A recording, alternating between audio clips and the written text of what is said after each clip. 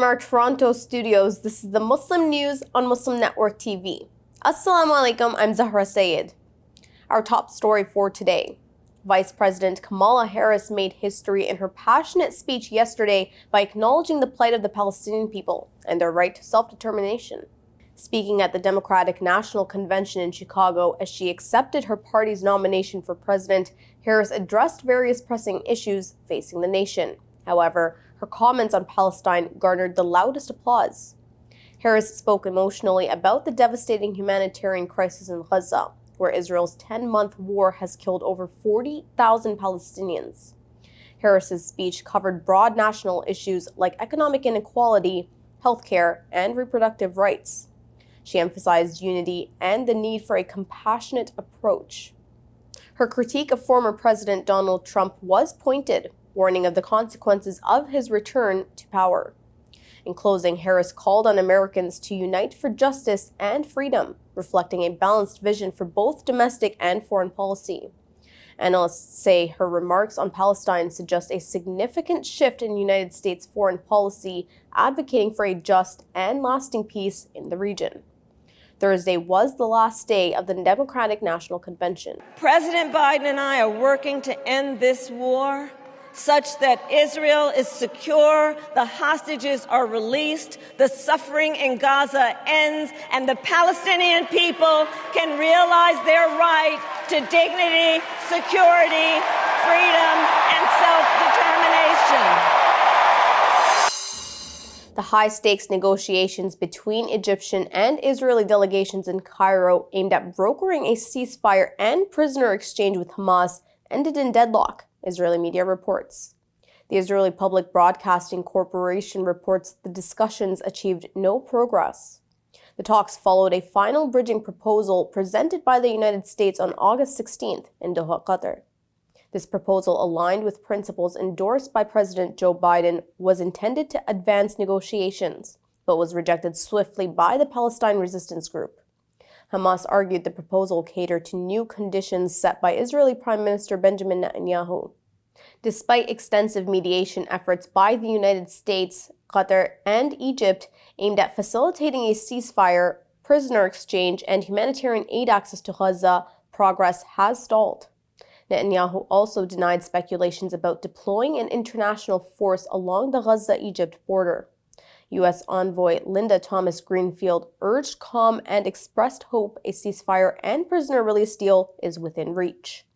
Francesca Albanese, the special rapporteur on the human rights situation in the occupied Palestinian territory, says imagining Israel's continued presence in post-war Gaza is absolutely legally wrong. In a post on X, she cites the recent International Court of Justice ruling that Israel's continued presence in the occupied Palestinian territory is unlawful. Israeli airstrikes have intensified in Gaza, killing 12 Palestinians on Friday. A targeted attack on a vehicle in Khan Yunis killed 4 people, while a strike on a residential home in Nuseirat refugee camp claimed additional lives and injured others. In southern Gaza, an Israeli strike on Abasan killed 3 Palestinians, including a child. Over the past day, Israeli warplanes hit more than 30 targets, and ground troops engaged with numerous fighters across the enclave. Israel has released more than 40 Palestinian detainees, with reports of abuse noted by the Palestinian Prisoners Society. The UN Refugee Agency says it will begin polio vaccination for Gaza's children at month's end, responding to rising concerns about a potential outbreak. Meanwhile, Israeli military losses also continue to mount, with the death toll among soldiers reaching 695 since October 7th and more than 10,000 reported injured. Hezbollah rockets targeted an Israeli Air Force facility, prompting further Israeli strikes on southern Lebanon. At least 40,265 people have been killed and 93,144 wounded in Israel's war on Gaza. However, a report in the British medical journal The Lancet last month says the death toll from Israel's war on Gaza could exceed 186,000. Israel faces accusations of genocide at the International Court of Justice, which has ordered a halt to military operations. American documentary producer Layla Al-Arayan, renowned for her work on the struggles of Palestinians, has criticized the international community's inaction over Israeli brutality in Gaza. The executive producer of the documentary Night Won't End, Biden's War on Gaza, voiced frustration in an interview with Anadolu News. She said her film's aim is to pressure Israel into halting its attacks. Backed by forensic analysis, it seeks to reveal the devastating impact of Israeli military actions and calls for international accountability. Al-Arayan condemned the U.S. for its role in Israel's war in Gaza, citing the use of American-made bombs in the deadly August 10th airstrike on a school, as well as recent approval of $20 billion in arms sales to Israel. She stressed the significant impact of U.S. support and weapon transfers on the conflict. Al-Arayan also praised the bravery and commitment of journalists in Gaza, who continue to document the war despite the dire conditions. The National Academy of Television Arts and Sciences, or NATAS, has upheld the Emmy nomination of Palestinian journalist Bassam Ouda. This is despite intense pressure from pro-Israel group Creative Community for Peace, or CCFP.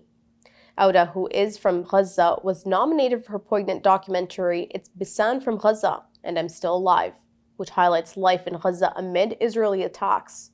The CCFP has called for Ouda's disqualification, alleging her involvement with the Popular Front for the Liberation of Palestine and anti-Semitic content. Academy President Adam Sharp confirmed there was no evidence of Ouda's recent ties to the Liberation Group, though she had previously spoken at related events. Sharp defended the decision, emphasizing the Academy's commitment to showcasing diverse journalistic perspectives. NATAS is an American professional service organization founded in 1955 for the advancement of the arts and sciences of television and the promotion of creative leadership. At the Democratic Convention, the Central Park Five denounced former President Donald Trump for his past calls for their execution. They took to the stage at the convention with Reverend Al Sharpton. Yusuf Salaam, Corey Wise, Raymond Santana, and Kevin Richardson were teenagers when they were falsely accused of and jailed for the raping Trisha Mealy in New York's Central Park. Salaam, who is now a New York City Council member, criticized Trump's relentless hatred, saying he wanted us unalive. He wanted us dead. Today, we are exonerated. Wise reminded the audience of Trump's 1989 full-page ad in the New York Times urging the death penalty for the 5 innocent teens. He expressed hope that Democratic nominee and Vice President Kamala Harris, a proponent of justice reform, would continue to advocate for fairness if elected president. Republican presidential candidate Donald Trump's Bedminster, New Jersey Golf Club will host an awards gala on September 5th, celebrating individuals involved in the January 6, 2021 attack on the U.S. Capitol. The event is being organized by pro-Trump PAC's New Gen 47 and Vote Your Vision. It will honor contributors to the Justice for All song, as well as those imprisoned for their part in the attack. The song was recorded by a group of defendants jailed over their alleged roles in the insurrection and recorded over a prison phone line. Trump has been invited as a guest speaker, though it remains uncertain if he will attend. Recently, Trump expressed support for pardoning those involved in the January 6th attack, describing them as hostages and criticizing their convictions. FBI director warns of unprecedented multi-layered threats facing America. Details come after the break. Stay tuned, and we will be right back.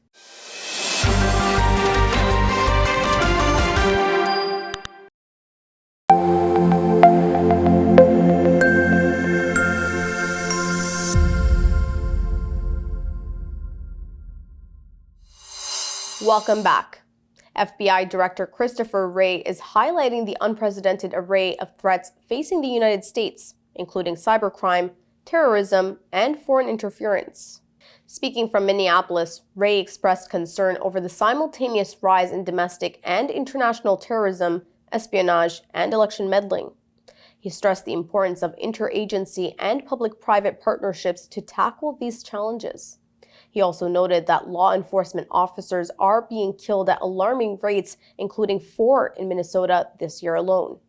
Wray underscored the need for collaboration with industries and academia to protect cybersecurity and innovation from foreign threats. A Texas federal court has invalidated the Federal Trade Commission's, or the FTC's, new ban on non-compete clauses.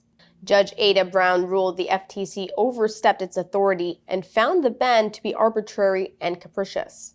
Scheduled to take effect on September 4th, the rule aimed to prevent employers from restricting workers' future job opportunities.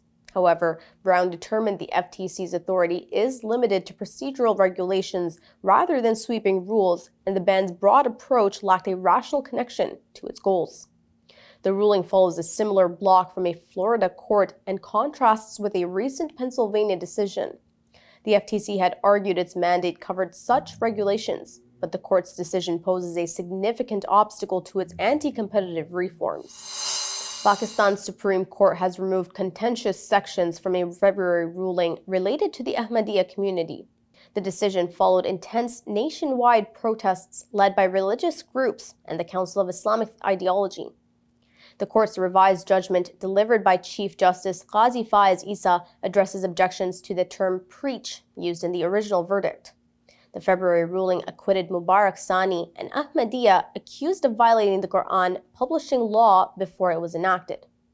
Critics argued allowing Ahmadiyya to preach Islam as per the judgment implied violation, as the community is not recognized as following the religion of Islam. Issa acknowledged the need for correction, aligning the judgment with Pakistan's constitutional stance that defines Muslims in a specific religious context who recognize Prophet Muhammad, peace be upon him, as the last messenger and prophet. The Ahmadiyya community does not believe in this basic tenet of Islam. The amendments aim to balance minority rights with constitutional definitions amid ongoing debate. The judgment makes it clear that the Ahmadiyya are free to live and practice their religion as a minority, but not call or recognize themselves as followers of Islam. As many as 26 Rohingya refugees drowned when their boat capsized while fleeing violence in Burma. This latest disaster underscores the deepening crisis for the Rohingya. The Muslim minority is trapped in conflict between Burma's military and the Arakan army insurgents. Witnesses report the boat, overcrowded with 30 passengers, sank in the Naf River en route to Bangladesh. Only 4 people survived, and rescue teams have recovered several bodies, including those of children and a pregnant woman. Meanwhile, the situation in Rakhine State is dire, with intense fighting between the military and the army leading many Rohingya to escape in perilous conditions. Human rights groups warn this new wave of violence could be even worse than the 2017 crisis, raising fears of a genocide. Human rights advocates say the international community must act urgently to protect the Rohingya and address the escalating violence. Burma's Arakan army draws its support from the largely Buddhist ethnic Rakhine community, the majority in the state.